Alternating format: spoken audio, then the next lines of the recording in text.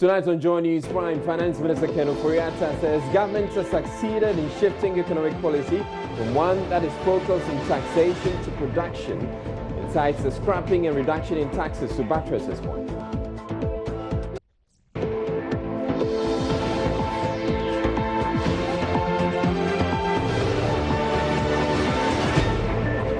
Presenting the 2020 budget in Parliament on Wednesday, the Finance Minister explained how government put billions of cedis into the pockets of Ghanaians. Tonight, we would ask you to share with us if you are a beneficiary of the billions government has put in the pockets of the average Ghanaian. Get onto our social media handles and let us know. But we'll also be speaking with an economist to break down all the numbers for us. Also in the bulletin, the Supreme Court has dismissed an application by Martin Amedu to try and get the state to be more serious about retrieving judgment debt paid to Waterville Holdings. It wasn't, however, without some flaring of tempers in court involving the Deputy AG and the Special Prosecutor. I'm Israel Lion. Joy News Prime comes to you live from the Joy News studio at Kokomelemle here in Accra with digital address GA0992539 station today.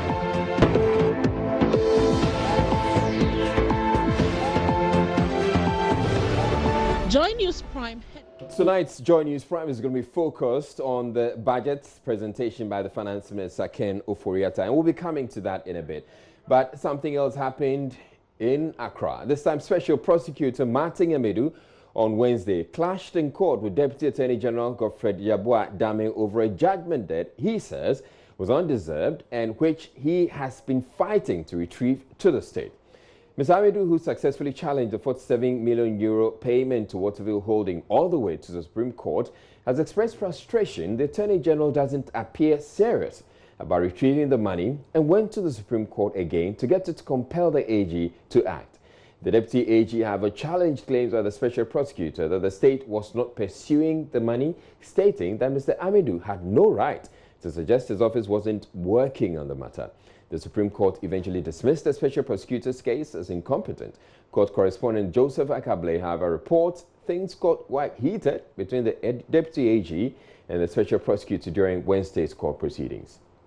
The Supreme Court had earlier urged Mr. Amedu to cooperate with the AG's office. Mr. Amedu proceeded to submit the AG's office documents he maintains could assist the office to enforce the court's order. When the court presided over by Justice Bafo Boni called the case on Wednesday, the Deputy AG was the first to speak. He expressed concerns over the documents Mr. Amedu had filed. He said while they don't help the issue of retrieval substantively, he didn't think it ought to have been filed as though it was a written address to the court. The panel hearing the case, however, responded to the Deputy AG that the cooperation it called for could take various forms and what had been presented by Mr. Amedu satisfies the court. Mr. Dame then proceeded to urge the court to dismiss the case filed by the Special Prosecutor since it was incompetent. Martin Amedu, however, explained that he filed the case because he wanted the orders of the court to be enforced.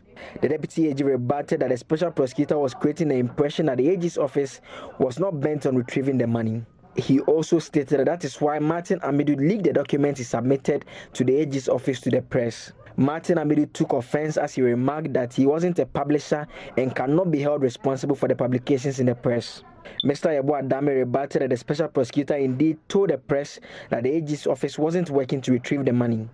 He maintained the Special Prosecutor said this in an interview on an online program dubbed Time with David. He urged the court to rule on his request that the application is incompetent. The Special Prosecutor reacted once again that he doesn't like it when he is tagged as someone who tells lies. He added that the court's decision could well affect the desire of citizens to expend their limited resources to ensure that the laws of the state are respected. The panel raised concerns about instances where lawyers speak to the press while their cases are pending. It urged the lawyers to desist from such practices. The court dismissed the application filed by Mr. Amedu, describing it as incompetent. Deputy AG reacted to the ruling in open court by saying he was going to call the Special Prosecutor to cooperate with him. Mr. Amedu was at this point walking away from the seat reserved for lawyers and remarked that, quote, "If you don't respect me, you can't come to me," end quote. He took his seat in a public gallery and could be heard saying, quote, "My son is even older than you. You don't respect," end quote, as he pointed towards the Deputy AG. The Attorney General's office, Joy News is learning, intends to work with the Special Prosecutor to retrieve the money from Waterville. If you want, you can grant 1,000 interviews. As far as I'm concerned, once it's on the record that they should enforce the judgment, we have achieved what we want.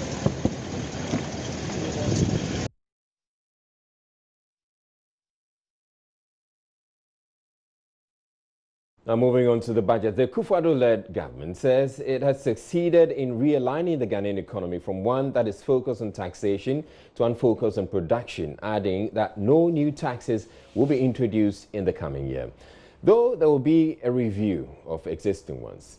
Presenting the 2020 budget statement Wednesday, Mr. Ofori-Atta cited a chain of taxes struck out by the government since 2017, he says, has directly or indirectly put an amount of 12.2 billion cedis into the pockets of many Ghanaians.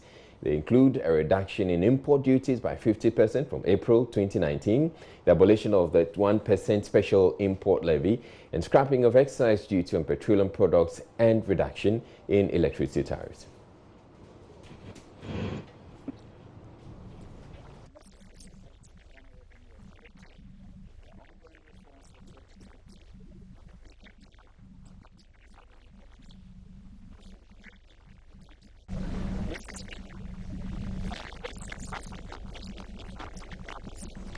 Right, we do apologize. We're having some issues with the audio there, but the minister said other things, and we'll be bringing those to you. He mentioned the free SHS policy alone, he says, has saved parents a total of 1.8 billion cedis over the last 3 years. He announced the government has secured $250 million from the World Bank as initial capitalization to kickstart operations of the National Development Bank, NDB, in 2020. The NDB, according to Mr. Ofori-Atta, is envisioned to refinance credit to industry and agriculture as a wholesale bank that will also provide guarantee instruments to encourage universal banks to lend to these specific sectors of the economy. I'll be coming back to share with you a lot more of what the finance minister said. But joining me via Skype right now is economist Dr. Lord Mensah, who I'm asking to help bring meaning to the budget, especially for those of you who may have missed it or felt it did not matter to you. Thank you very much, Dr. Mensah, for making time. Now, what would you say are the key highlights for you from the 2020 budget and why they should matter to the ordinary Ghanaian with a limited understanding of economics? Yeah, well, if you look at the budget, clearly it shows that the government has created a huge deficit. I mean, i.e., the government going forward in the next 2020 intend to spend in excess of about 18 point something billion. I mean, looking at the revenue that the government intends to rake in, and at the same time, the expenditure that goes with it. Now, clearly, the government has highlighted that the digital economy is going to be the main focus when it comes to the revenue mobilization. Because if you look at the structure of the economy, it gives you a signal that, you know, the 2019, the main driver was the service sector, and the service sector, the dominant part of it was the telecommunications sector. And so the minister indicated that, you know, the globe is moving towards taxing the digital economy. And I presume that taxing the digital economy means you are going to touch on every aspect of the general populace of this country, because almost every corner of this country uses, you know, mobile phone. So whatever transaction that will go on the digital space will be taxed. And I presume that the minister wants to use that medium to rake in more revenue. And then also revising some of the existing structures within the revenue mobilization frame will help, you know, rake in that necessary projected revenue. But I believe also that you know, projection was over-ambitious, in a sense that 2019 did not look good at all in terms of revenue mobilization. And so going forward, if you project that huge kind of revenue mobilization, then it means you have something almost at hand, and you should be sure. And if you go through the budget, you clearly see that the possible revenue measures that has been put in place were not that concrete, because those measures seem to exist. So I believe that going forward, I mean, a budget is a budget, and if we don't realize what the numbers are given, obviously we'll find a minister coming back to us in a review, and through the review, we should expect that some taxes can be introduced. And so, if you ask me generally, I presume that the government has bitten more than it can afford. All right. But talking about your expectations and indicating that you don't think that government can meet the revenue projections, I want to add on to that by bringing in this part. You know, it's a fact that government feeds on taxes to provide the needs of the country, and most of the taxes collected by a state are taken from people in the formal sector. But in a situation where several banks, microfinance firms, and recently fund managers have gone out of business, and along with all of that, their collapse, lost jobs, how does government expect to raise all the revenue it is projecting in the budget? Yeah, if you look at 2019 structure of the revenue mobilization, you could clearly see that the banking sector provided only about 1.8% of the general revenue mobilization. That should tell you that that medium is struggling, and therefore, whatever funds you want to rake in, obviously, some of them might go through the system. And if you don't have very good structured, banking system, I presume that that can affect your revenue mobilization. We've had a situation where the financials of the service sector was driving the economy. But if you look at the 2019 structure, it's not like that. And that is why the government is targeting the digital economy, which was the main driver of the service sector. And I presume that the finance minister has sensed that and thinking of, making sure that the revenue mobilization extends to the informal sector. One of the medium will be through digital taxing, which if you use mobile money, it will be taxed. If you, you talking on the phone, like the talk tax that was introduced. And as such, people are already complaining about it. So I'm wondering how they can contain that during the election year. All right. Now, typically, if you speak with any trader, they're going to tell you that, yes, the budget has been presented and all that has been said. But for them, the economy is booming if sales are good. Whilst the average Ghanaian will also say that so long as there's money in their pockets and they can afford the basic necessities of life, they're good. Why can't the economy be as simple as that, instead of we talking about the fiscal, macro, and all those? Yes, we should understand the difference between the two. You can talk about economic growth, but then we also have economic development. We need growth before development. Now, the development takes time to be realized. Now, you can continuously have a growth for several years before you get a development. The development could be having a good road to drive on, having a classroom to sit, a very good classroom to sit in, having access to very good health, care facility. And it all builds up into how the structures of the economy is. At the end of the day, if you look at how we have our system, if you have a banking system that is struggling, at the end of the day, funds movement from one point to the other becomes difficult. And so you can continue to talk about economic growth, and that growth will be necessarily only the government doing the spending, not necessarily the businesses. Because if you put all the cumulative aggregating of the measure of an economic output, it should be transferred to the businesses. But if the banks are not liquid to lend to those businesses, if the banks are not liquid to have funds move from one point to the other, you will not realize that kind of fluidity. And therefore, we are likely to experience that economic growth and without possibly being transferred into the people's pocket, having a good meal, per day, and then possibly making sales growing every now and then. We will not realize that, but we're going to have economic growth. All right. Is there anything else that strikes you as odd in the budget? Yeah. For me, if I look at the budget, I think even though it's an election year, I see a situation where, the finance minister coming back to Ghanaians that we should we will introduce some new, taxes here and there, or possibly reform the taxes that we have, existing ones that we have.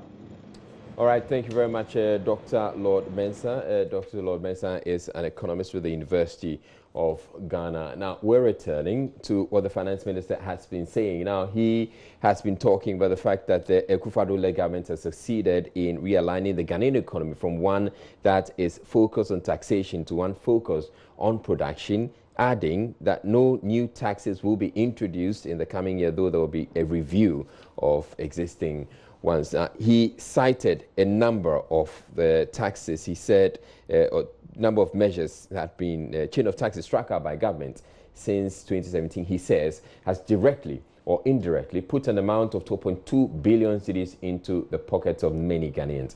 They include a reduction in import duties by 50% from April 2019, the abolition of the 1% special import levy, and scrapping of taxes, excise duty on petroleum products, and reduction in electricity tariffs.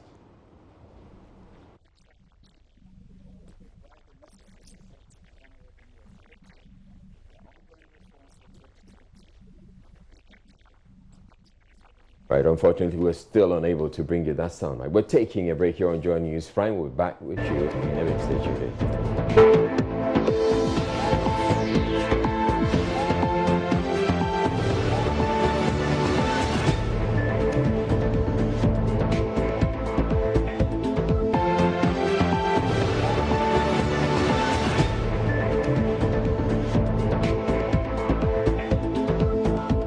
Two-year-old Moussa Wahab gets help to undergo a surgery to remove a tumor which has covered half of his face. This follows a Joy News report which highlighted the harrowing condition of a young man whose life has ground to a halt for 8 months now. Joy News' Priscilla Moore's report read to you. Viewers are warned some of the pictures could be disturbing. It all started as a pimple close to his eye. Little did he know that this was going to develop into what would change his entire look. The pimple has now grown into a tumor, covering half of his face. Doctors say Moussa requires immediate surgery to avoid spread of what they describe as spindle cell sarcoma. Following the broadcast of this story on Joy News, support has come for his treatment and upkeep. The latest to support with 15,000 Ghana cedis is Nana Ejenim Boateng, founder and leader of the United Front Party. I was touched when I was informed by my senior brother Sapon that, Jata, what you did, some has happened again. So, sometimes I got worried. What is the purpose of our national health insurance? These are some of the cases that the national health insurance must be taking care of, not this Tramol, paracetamol, and Code, So I can't sleep when I saw this on television, when my brother alerted me that this is what is happening. But that notwithstanding, I give praise to God that today I'm able to donate 15,000 on behalf of Wahab at the National Radiotherapy Center. I pray that it should be successful for his surgery. Wahab's mother, Saratu Abdullahi, was grateful. I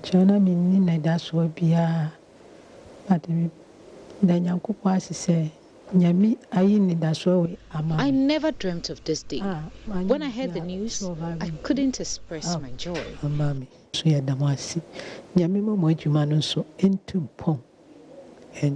Because I have suffered too much. God bless everyone for the support and prayers.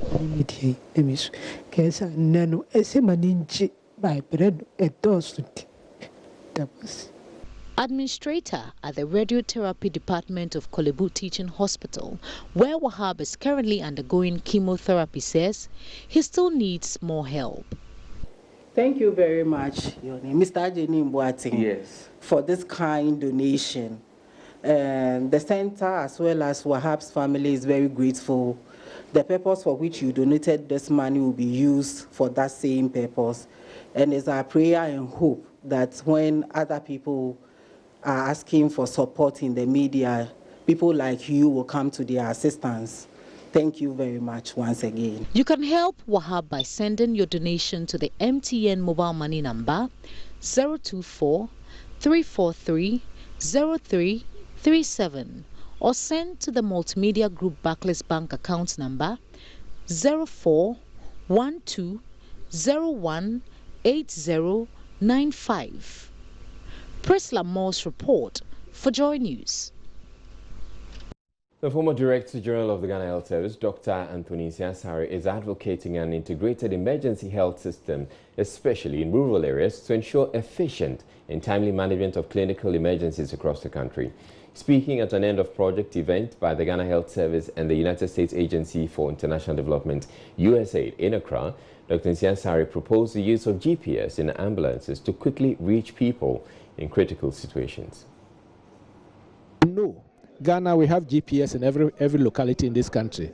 So when there's a system and then somebody needs care and he calls in, it triggers the system, and then the ambulance service will get to know, and then the nearest ambulance, either it's a motokin or it's a vehicle ambulance, moves there. And then the facilities within the locality also will know that a patient is coming, he has this and this and this, and then the patient goes there. You see, they said, one of the testimonials said that the patients are so happy that before they reach the hospital, the health workers were standing there and even mentioned their name. That is the beauty of healthcare system. So that any patient who is picked up by an ambulance, the receiving hospital knows. And then it will even solve the problem of no-bed syndrome, especially in our cities, in our metropolis, in Accra, in Kumasi and the rest. So that when you pick a patient, maybe from Sakumono, and you know that you want to take the patient to Kolebu, but Kolebu will show you that Kolebu has no beds, but you can take the patient to Rich or even to Dodowa. So why do you take the patient to Kolebu and say there's no bed? And that one can be done by an integrated emergency health systems. And this is what these lessons have taught us. Now, they used to walk at least 2 kilometers to the next town to charge their phones and engage in other socio-economic activities. Their youth prefer to rent accommodation in this nearby community so they can enjoy the comfort of electricity, but all that is set to change as they are connected to the national grid. That is the fate of the people of Kwenin Krom, a farming community in the Sifivioso municipality of the Western North region, who have electricity for the first time in their history. Nexon's Foundation and Chirano Gold Mines made it possible, and it's to boost commercial activities besides cocoa farming. Nana Sensumensa visited the community in our report. Lack of access to electricity has been affecting the socio-economic activities as most of the youth drift to the urban areas at the expense of the local cocoa industry with aging farmers.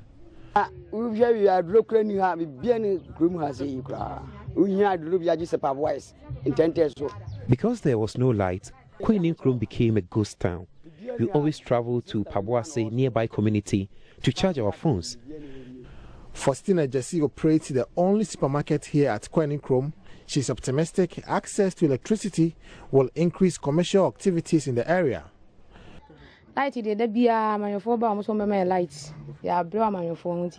Politicians have always disappointed us with empty promises, she says. Now that Nexans and Chirano Mines has brought the light, as a trader, I can now sell fresh fishes and frozen beverages to open up my business. Because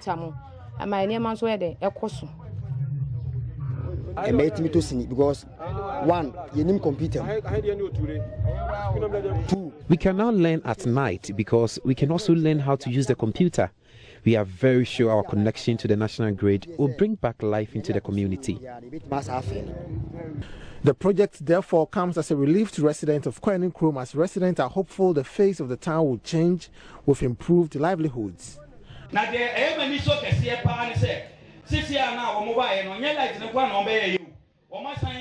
Aside connecting us to the national grid, they have also supplied free cables to wire our houses. The elders and people of Kwenin Krom are full of gratitude for turning our lives around. Managing Director for Nexans Foundation, Dr. Eric Wadner, is confident the intervention will open up the area for commercial and other economic activities.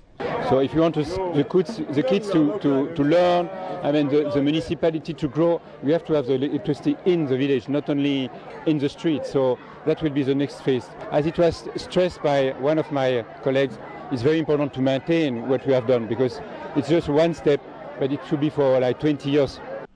Chief Executive Officer of Chamber of Mines, Suleiman Koni, advocates more intervention from the private sector to transform socio-economic lives of rural people. Without the mine's presence, certainly this project wouldn't have come here.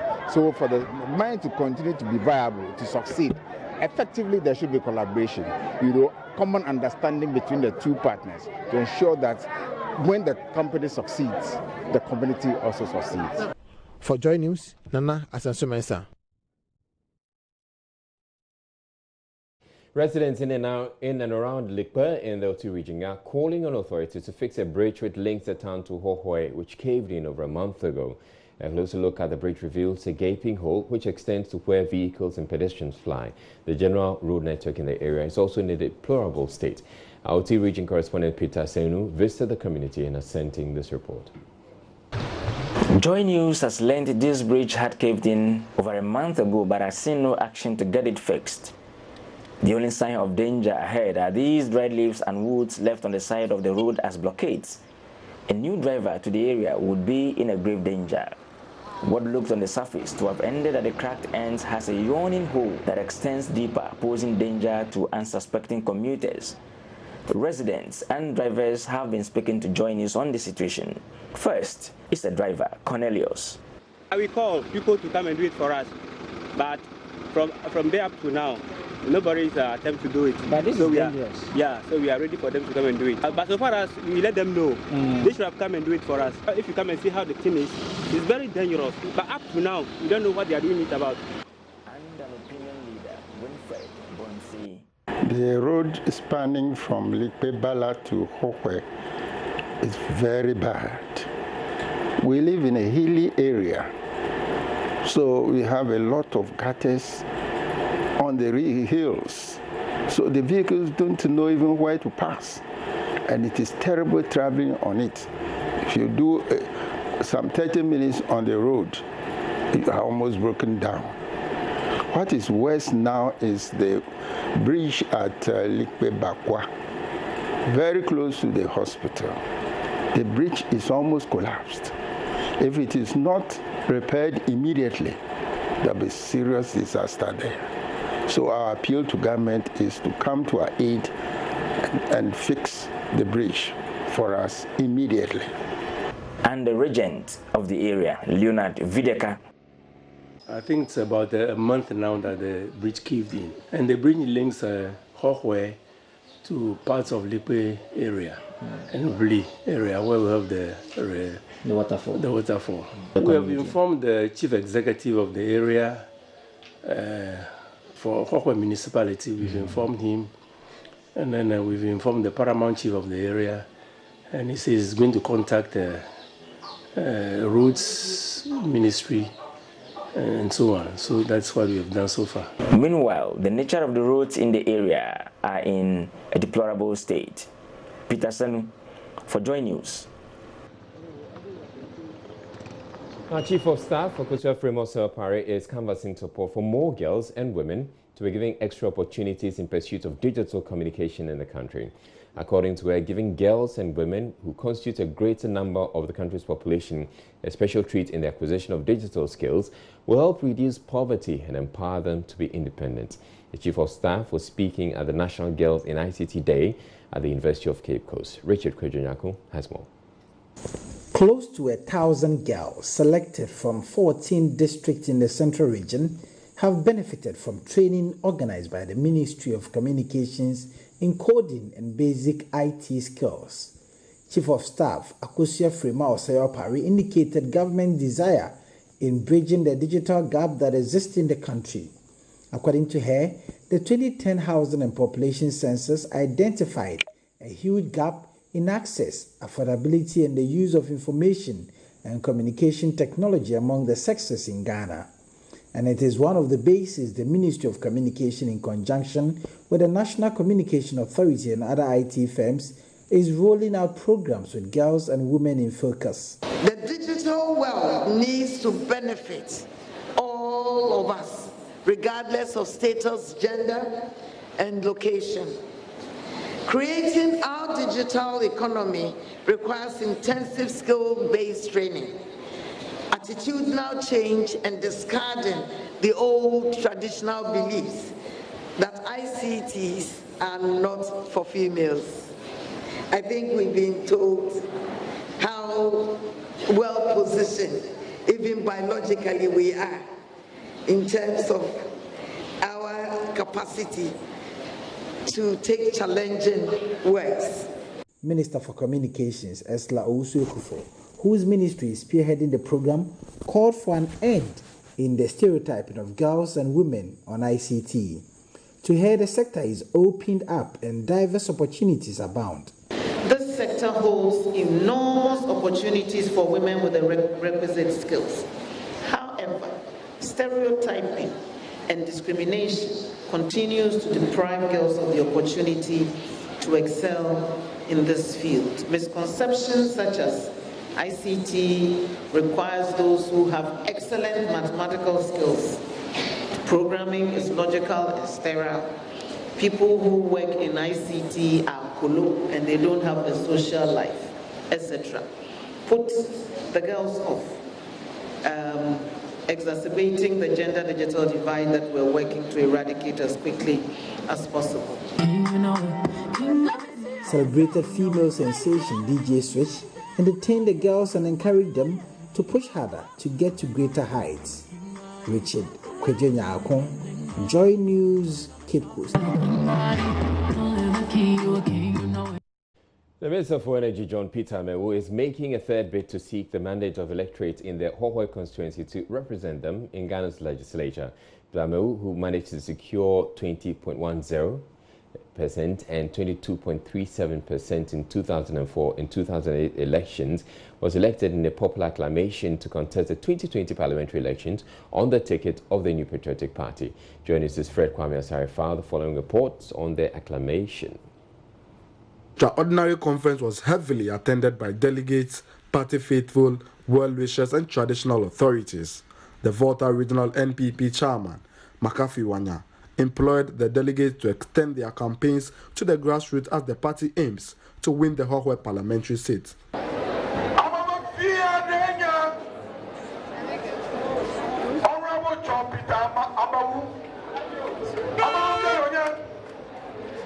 We really not see its value now. Yes. I believe us will notice that value. Yes. Yes. Yeah, bro, man, I'm in your band. I just want to ya trophy aqua. But I'm not gonna appointment. Yes. Aglonia. Yes. Oma chicken wogani. Akimo bonela. Ama jatokoma. Yes.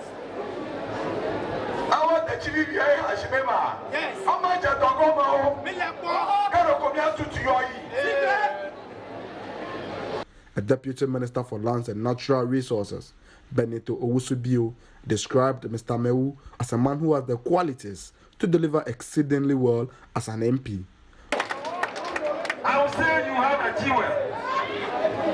You have something important, something of value in him, in Hohoi here. You have all accepted him to the extent that you are even acclaiming him. But when you move from here, tell the others out there that they are playing Coco football. At the same time, you have a saying, when your brother is not in it, sometimes you get forgotten. He is your own in this government. So it is important that you back him. Mr. Amewu employed the constituents to elect him as their next parliamentary representative to enable him to develop Hohoi constituency to the desired status.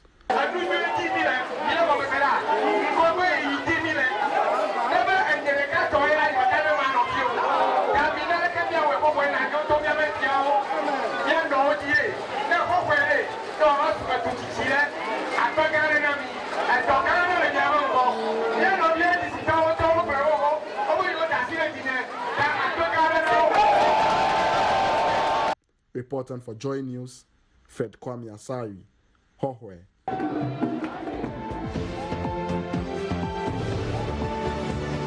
That's it for the bulletin. I'm Israelite.